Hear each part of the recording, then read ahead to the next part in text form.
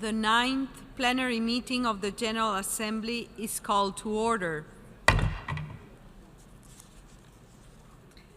The Assembly will hear the address by His Excellency Jorge Carlos de Almeida Fonseca, President of the Republic of Cabo Verde.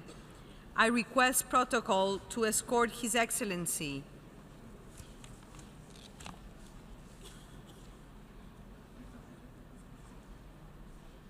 On behalf of the General Assembly, I have the honor to welcome to the United Nations His Excellency Jorge Carlos de Almeida Fonseca, President of the Republic of Cabo Verde. You have the floor, Excellency.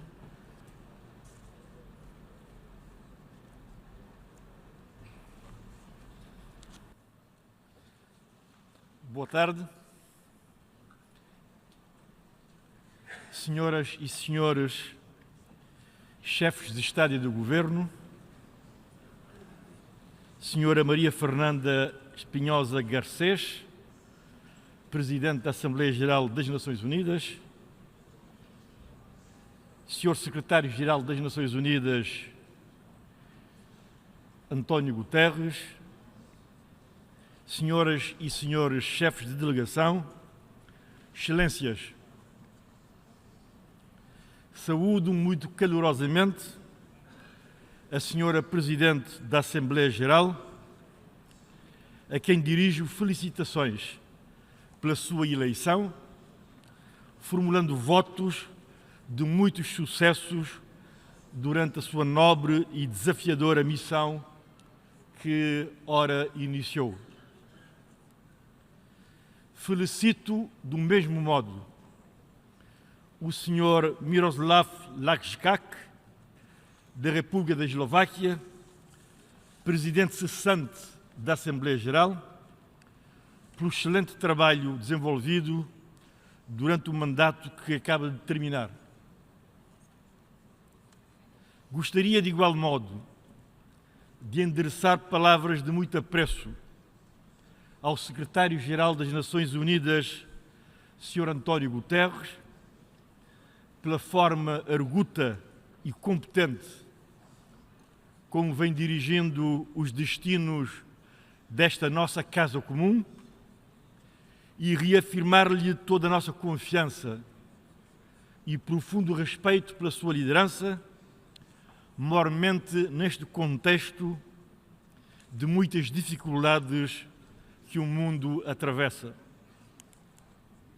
Refiro-me, por exemplo, ao terrorismo, que graça em muitos países, à problemática da crise migratória, particularmente no continente africano, onde praticamente todos os dias temos notícias de jovens, crianças e mulheres que desesperadamente abandonam os seus lares e prosseguem pelo mundo fora, em condições infra-humanas, à procura de uma vida melhor. O impacto das mudanças climáticas na segurança humana, os conflitos e outras ameaças à paz que nos chegam de todos os quadrantes do mundo, a gritante situação de pobreza, que ainda é uma realidade que desafia a nossa capacidade global em não deixar ninguém para trás. Para a mitigação destes e outros problemas que nos interpelam a todos nós aqui presentes nesta augusta Assembleia, tem contribuído o trabalho incansável das Nações Unidas, através da liderança do Sr. Secretário-Geral, a quem, mais uma vez, gostaríamos de testemunhar o nosso reconhecimento mais profundo. E para enfrentar todos estes problemas, a Senhora Presidente da Assembleia Geral não poderia estar mais certa quando nos propõe como lema da sua presidência tornar as Nações Unidas relevantes para todas as pessoas, assim como fazer do multilateralismo, que aqui defino como congregar de esforços, a via para conseguirmos a liderança global e responsabilidades compartilhadas, permitindo a construção de sociedades pacíficas, equitativas e sustentáveis que todos nós queremos. Excelências, Senhora Presidente da Assembleia Geral, a Declaração Universal dos Direitos Humanos vai completar 70 anos no dia 10 de dezembro do corrente ano. Porém, o ódio, a discriminação e a violência continuam ainda presentes e vivos. Como referiu a diretora-geral da Unesco, e passo a citar, centenas de milhões de mulheres e homens são destituídos e privados de condições básicas de subsistência e de oportunidades. Movimentos populacionais forçados geram violações aos direitos numa escala sem precedentes. A Agenda 2030 para o Desenvolvimento Sustentável promete não deixar ninguém para trás e os direitos humanos devem ser o alicerce para todo o progresso. Fim de citação. O dia 10 de dezembro, Dia Internacional dos Direitos Humanos, tem um valor estratégico, na medida em que estes direitos estabelecem um padrão universal de sociedade a ser atingido, globalmente inclusivo, socialmente emancipatório, capaz de permitir a cada ser humano o seu desenvolvimento livre e pleno. O facto de normas e princípios universais de direitos humanos integrarem o ordenamento jurídico de grande parte dos países constitui, sem dúvida, um grande avanço para a humanidade. No entanto, tal não significa a sua plena e efetiva assunção. Na realidade, excelências, as conquistas no âmbito dos direitos humanos traduzem-se em um arcabouço de direitos cuja realização se entrelaça a condicionalismos culturais ou históricos a compor uma história não linear, por vezes contraditória e sempre aberta e incompleta. Assim, o respeito pela Declaração Universal dos Direitos Humanos constitui, por isso, um objetivo de natureza de nobreza indiscutível e, simultaneamente, um dos grandes desafios do nosso tempo.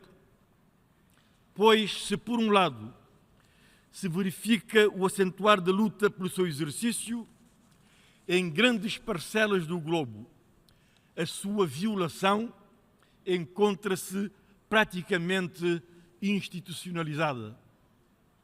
Estas situações verificam-se também em cenários de guerra que infelizmente graçam em várias regiões do mundo, nomeadamente africanas, e que igualmente assumem proporções inaceitáveis através de práticas cotidianas que tendem a aumentar, como o tráfico de seres humanos, incluindo crianças, vítimas do crime organizado transnacional, bem como atos de genocídio e outros crimes de guerra. É, pois, nesta condição, nem sempre propícia, que, sob a bandeira da esperança, devemos prosseguir a luta pela defesa e pela promoção dos direitos fundamentais, dos direitos humanos, movidos, sobretudo, pela crença na capacidade dos homens, apesar de causalidades e constrangimentos, de criativamente adaptarem a realidade à sua vontade.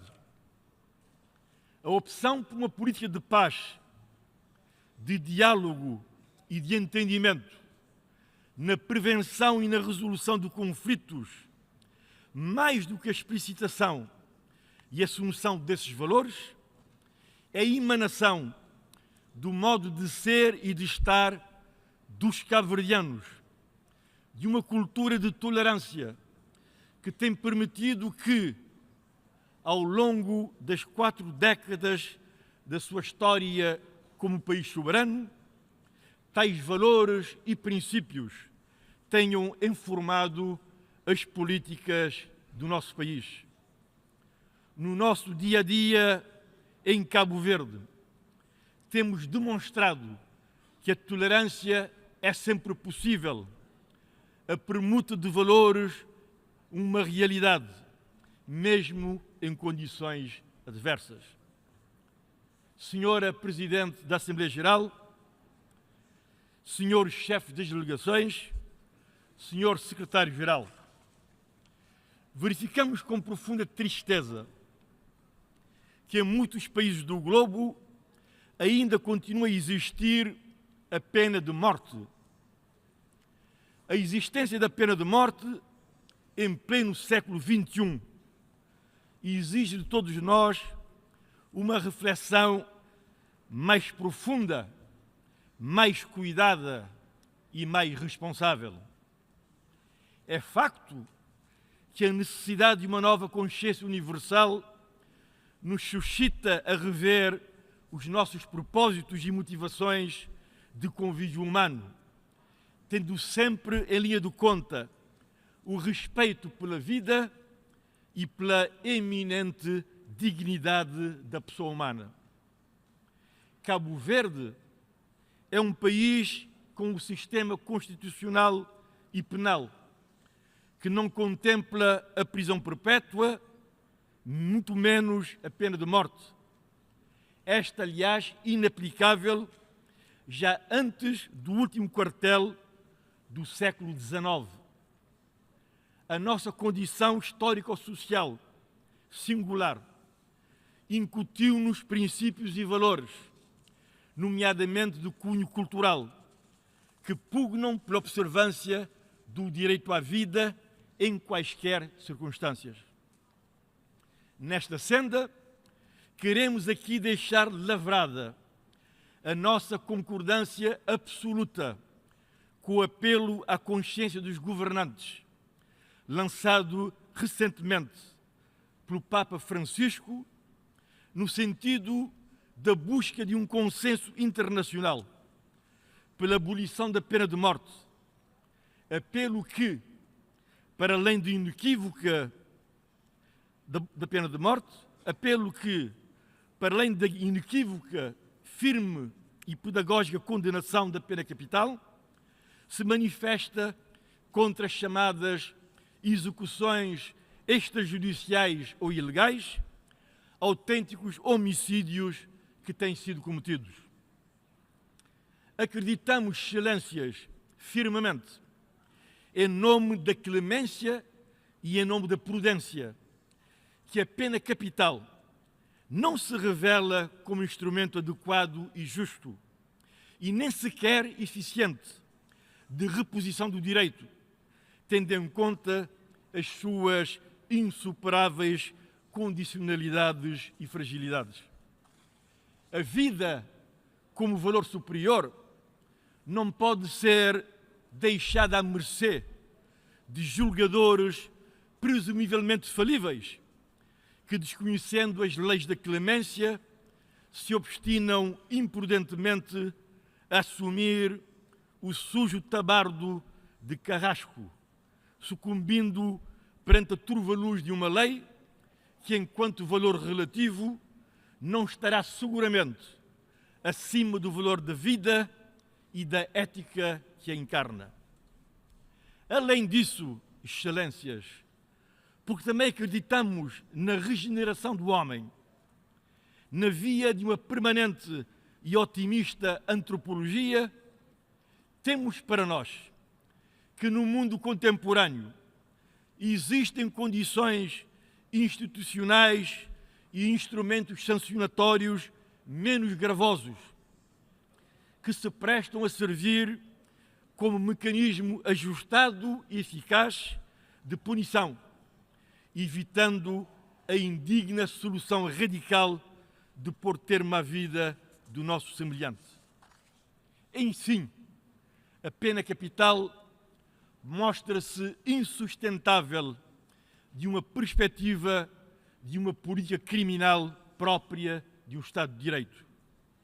É nesta linha que gostaríamos de subscrever inteiramente a iniciativa lançada pelo Santo Padre, o Papa Francisco, solicitando uma moratória universal das execuções capitais. Senhora Presidente, senhoras e senhores chefes das delegações, senhor Secretário-Geral, minhas senhoras e meus senhores, Cabo Verde, pequeno Estado insular e com grande escassez de recursos, no apogeu dos seus 43 anos de independência, orgulha-se de ser um país democrático e de se ter erigido em Estado de Direito, construído com o sacrifício e a determinação dos cabo-verdianos residentes no país e no exterior. Acredito que o meu país, ainda que modestamente, possa contribuir para a busca de soluções para importantes problemas que afligem o conturbado mundo dos nossos dias. Para além da estabilidade política que nos tem caracterizado e da construção e consolidação de um regime democrático, a nação cabo-verdiana, que antecedeu a criação do Estado, pode ser considerada um exemplo de convivência pacífica entre gente oriunda de países diferentes, com credos diferentes, que se amalgamaram numa cultura mestiça original, aberta ao mundo e à permuta de valores. Igualmente devo, sem falsa modéstia, dizer que me orgulho da trajetória percorrida pelo meu país da independência estes dias.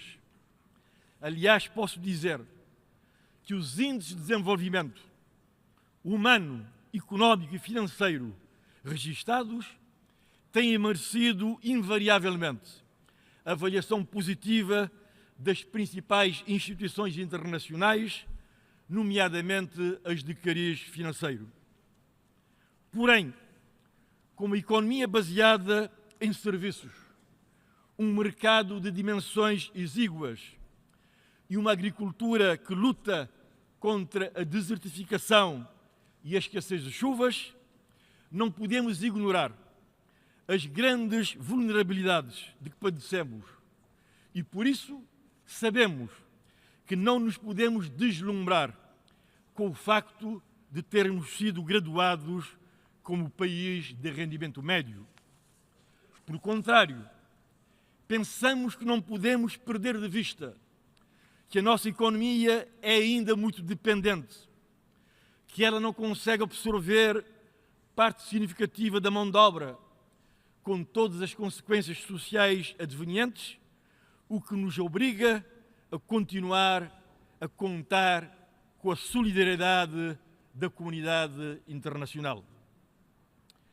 Naturalmente que devemos também contar com uma mobilização de recursos acrescida, dos recursos domésticos, dizia, para desenvolver através de parcerias público-privadas esforços cada vez mais eficazes na luta contra a pobreza extrema, a exclusão social e o desemprego, principalmente do jovem, e favorecer por essa via o crescimento e o desenvolvimento harmonioso do nosso país. Os constrangimentos ao nível da energia, da água, da saúde e do saneamento, para apenas citar esses, terão de continuar a merecer a nossa devida atenção, para que, a par da criação de indispensáveis infraestruturas, consigamos criar as condições necessárias ao crescimento sustentável da nossa economia. De igual modo, quando olhamos para o nosso futuro, é preciso ainda ter em conta os impactos cada vez mais desastrosos no mundo e os desafios, em particular, nos pequenos estados insulares em desenvolvimento, das mudanças climáticas e de outros riscos advenientes de desastres naturais. Excelências, minhas senhoras e meus senhores, Cabo Verde graduou-se em 2008 a país de rendimento médio, num momento de forte crise financeira internacional, o que contribuiu para fazer perder as oportunidades geradas pela graduação. As vulnerabilidades estruturais de que padece o país não só se agravam, como se tornam mais complexas desde então.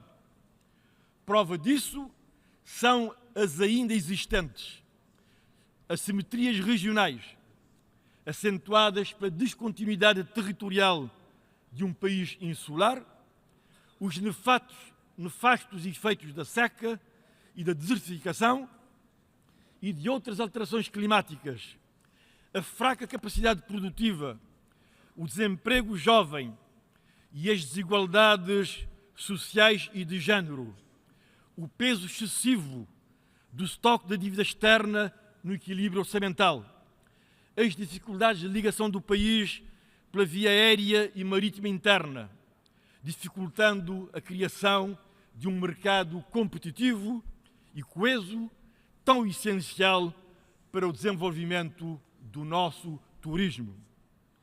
Tais factos convencem-nos da necessidade e da pertinência de medidas de apoio diferenciadas e ajustadas à realidade do país em matéria de desenvolvimento, do comércio e de dívida externa. Enfim, minhas senhoras e meus senhores, leva-nos a apelar para uma inclusão e elegibilidade mais consequentes dos países insulares em desenvolvimento, em linha com os trabalhos em curso que eu encorajo do Sistema das Nações Unidas, da OCDE e de outras instituições. É nesta perspectiva que o governo do meu país, Cabo Verde, organizará no mês de dezembro deste ano uma mesa redonda em Paris, apelando à mobilização de parcerias inovadoras, consentâneas com a sua realidade de pequeno Estado insular em desenvolvimento. Cabo Verde quererá ouvir dos seus parceiros de desenvolvimento o que pensam da pertinência das suas propostas e das suas opções e com eles também analisar modalidades de cooperação em estreita sintonia com os esforços internos consentidos, incluindo o alinhamento do Plano de Desenvolvimento Nacional com a Agenda 2030 e os Objetivos do Desenvolvimento Sustentável. Contamos, pois, com o vosso apoio nessa caminhada por um Cabo Verde rumo a um desenvolvimento sustentável que tanto almeja. Muito obrigado pela vossa atenção.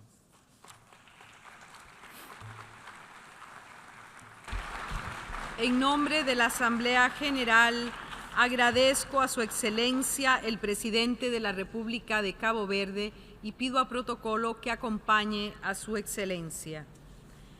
The Assembly will now hear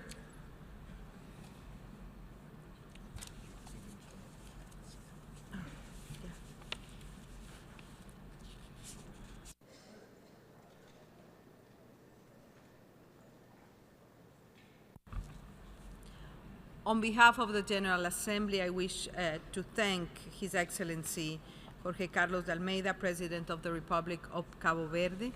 May I request representatives to remain seated while we greet the Head of State.